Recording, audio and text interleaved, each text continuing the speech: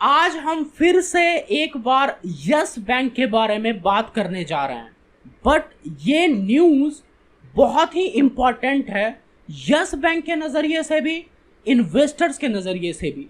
हमने कुछ टाइम पहले जब यस बैंक के बारे में बात किया था तो हमने कहा था कि यस बैंक एक बार फिर से बहुत ही ज़्यादा लाइमलाइट में है, राइट। और इस बार लाइमलाइट के रीजंस काफ़ी अलग हैं और सारे पॉजिटिव्स हैं, जो कि यस बैंक मार्च जो 2020 में लाइमलाइट में था तब वो सारे रीजंस नेगेटिव्स थे। तो क्या है, तो मैं सबसे पहले बात करना चाहूंगा ARC के बारे में, एसेट रिकंस्ट्रक्शन कंपनी। अब हम इसका थोड़ा बेसिक समझते हैं, ये है क्या और ये काम कैसे करती है। ऑलराइट, हमें पता है कि किसी भी बैंक के आगे, चाहे वो बैंकिंग इंस्टीट्यूशन है या नॉन बैंकिंग फाइनेंशियल इंस्टीट्यूशन है, सबसे बड़ी प्रॉब्लम जो आती है वो ये आती है, जो पैसे वो पब्लिक को, कॉरपोरेट्स को या जिनको भी लेंड करती है वो पैसा वापस आए, रिकवरी। और अगर वो पैसा वापस नहीं आता है तो वही बैंक के लिए NPA बन जाता है, नॉन परफॉर्मिंग असेट्स। तो ये बैंक के लिए लॉस है, बैंक के लिए नहीं, ये पब्लिक के लिए भी लॉस है, इन्वेस्टर्स के लिए भी लॉस है, क्योंकि ये पैसा किसका है, पब्लिक का है। यही पैसा आगे फिर बैंक लेंड करती है कॉरपोरेट सेक्टर को, रिटेल सेक्टर को, MSMEs को, सबको देती है। ऑलराइट, तो हमें पता है यस बैंक जो प्रॉब्लम में आई उसके पीछे सबसे बड़ी वजह क्या थी, NPAs की। इतने सारे लोन्स दे रखे थे यस बैंक ने जिन जिन कॉरपोरेट्स को, example Coffee Cafe Day, Reliance Infrastructure, Cox and Kings, DHFL, इन सब ने डिफॉल्ट कर दिया और वो NPA पाइलअप होता चला गया, जिसके वजह से ऐसे सिचुएशन में बैंक आ गई कि वो बैंकरप्सी के कागार पे थी, बट उसको बचा लिया गया। ये सारे हिस्टोरिकल इवेंट्स जो भी हुए हैं बैंक की लाइफ में अब तक, उसके लिए मैंने एक कंप्लीट वीडियो बनाया है, वो भी बहुत जल्दी लॉन्च होगा। अभी हम वापस आते हैं NPA और इसके सॉल्यूशन पे। ऑलराइट, तो बैंक को RBI ने बचाया, SBI और कुछ बैंक्स के कंसोर्टियम ने इन्वेस्ट किया इसमें और इसे रिकैपिटलाइज करके वापस खड़ा कर दिया, बट प्रॉब्लम सॉल्व नहीं हुई थी। सबसे बड़ी प्रॉब्लम क्या थी, वही NPA की, कि वो पैसा वापस कैसे लाया जाए। तो अब वो पैसे वापस लाने के तरीके हैं, या तो बैंक खुद रिकवरी करे, जो कि यस बैंक ने किया ही भी। पिछले 2 साल में बैंक ने 13,000 करोड़ का रिकवरी किया है और 5,000 करोड़ का रिकवरी इस बार, इस साल, जैसा कि बैंक की तरफ से इंफॉर्मेशन आई है, होने की उम्मीद है, राइट। बट ये कंप्लीट सॉल्यूशन नहीं है और ये रिकवरी करने में बैंक का बहुत टाइम, एफर्ट, ह्यूमन रिसोर्स लगता है और आपका फोकस शिफ्ट होता है। कैसे? क्योंकि अगर आप रिकवरी में आपका फोकस है तो फिर आप ग्रोथ के लिए जो भी आपके कोर एक्टिविटीज है वो काम आप नहीं कर पाते हो, डाइवर्टेड हो जाते हो। तो अब दूसरा ऑप्शन क्या है बैंक के पास, कि ये रिकवरी का काम उसके बिहाफ पे कोई और एक्सपर्टीज इंस्टीट्यूशन करे। ये ARC, एसेट रिकंस्ट्रक्शन कंपनी, वही एक्सपर्टीज कंपनी है जो NPA को रिकवरी का काम करती है कुछ कमीशन पे। तो हम काफी टाइम से सुनते आ रहे हैं कि यस बैंक अपने बैड लोन को, NPA को हम बैड लोन भी कहते हैं, किसी एसेट रिकंस्ट्रक्शन कंपनी को बेचेगी। ये 1.5 साल से चल रहा है, काफी कुछ हुए। ये सारे इवेंट्स मैंने जैसा कि बताया दूसरे वीडियो में अवेलेबल है, राइट। तो अब अभी क्या सिचुएशन है जिसकी वजह से ये लाइमलाइट में है। यस बैंक ने JC फ्लावर्स, एक एसेट रिकंस्ट्रक्शन कंपनी है, उसको एज अ एंकर बिडर चुना है अपने 48,000 के बैड लोन को सेल करने के लिए।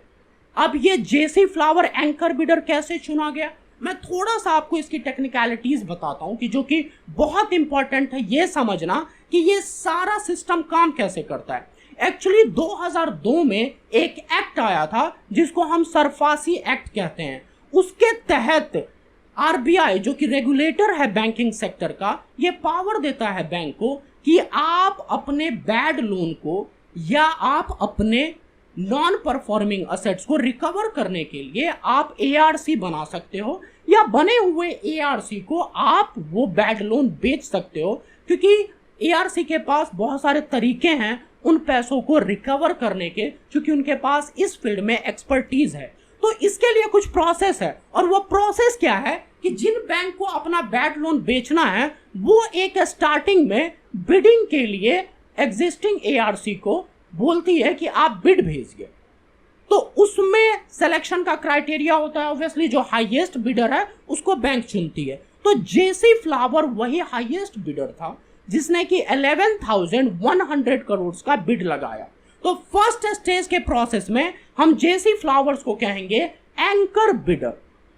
एंकर बिडर अब उसका जो बिल्कुल स्टिफ कंपटीशन जिस एआरसी ने दिया था, एक्चुअली में वो एआरसी था नहीं, सेरेबस फर्म था, उसने भी बिड लगाया था और वो बिड जेआरसी से थोड़ा ज्यादा ही था, बट यस बैंक ने उसको नहीं चुना। रीजन बीइंग कि सेरेबस कैपिटल के पास कोई एआरसी अपना था नहीं, तो वो रिजेक्ट हो गया। ऑल राइट, तो जेसी फ्लावर को चुना, 48,000 का लोन वो बेचेगी, यस बैंक उसको देगी, और उसके बदले जेसी फ्लावर 11,100 करोड़ का एक बिड ऑफर किया है। राइट, अब इसके बाद अगला प्रोसेस क्या होता है जिसे हम कहते हैं स्विस चैलेंज।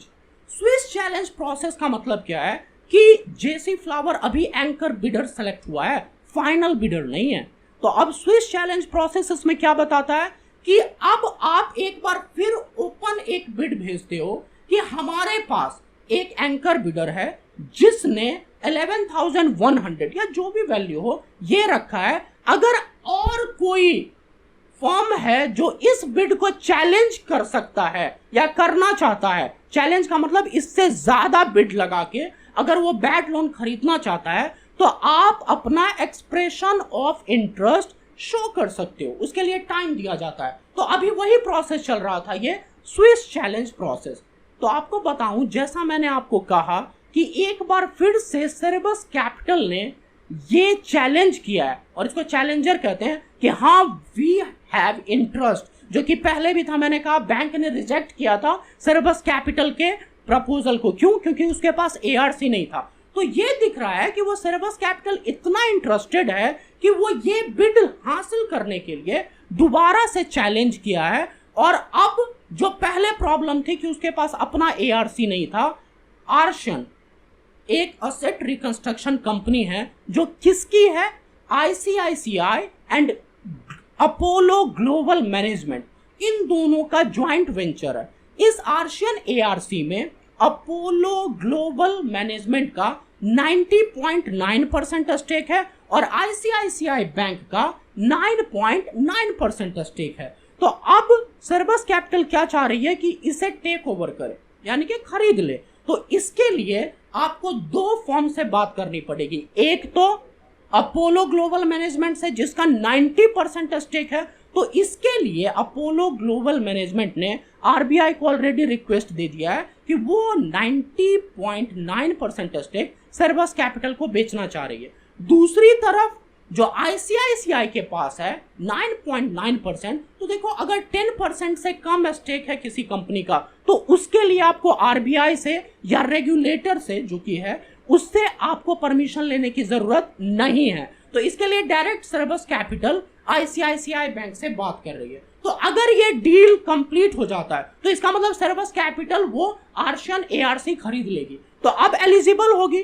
अब हम वापस पहुंचते हैं, फिर इस बिड का जो एंकर बिड है जेसी फ्लावर, उसका क्या होगा। मैंने आपको बताया जेसी फ्लावर ने 11,100 करोड़ का बिड रखा है, और कंडीशन है कि अब कोई भी इस प्रोसेस में, स्विस चैलेंज प्रोसेस में कोई नया बिडर आता है जिसको हम चैलेंजर भी कहते हैं। क्यों? क्योंकि जेसी फ्लावर के बिड को आप चैलेंज कर रहे हो, तो आपको उस अमाउंट से 10% ज्यादा देना पड़ेगा, यानी कि 12,200 will be the amount of purchasing that bad loan.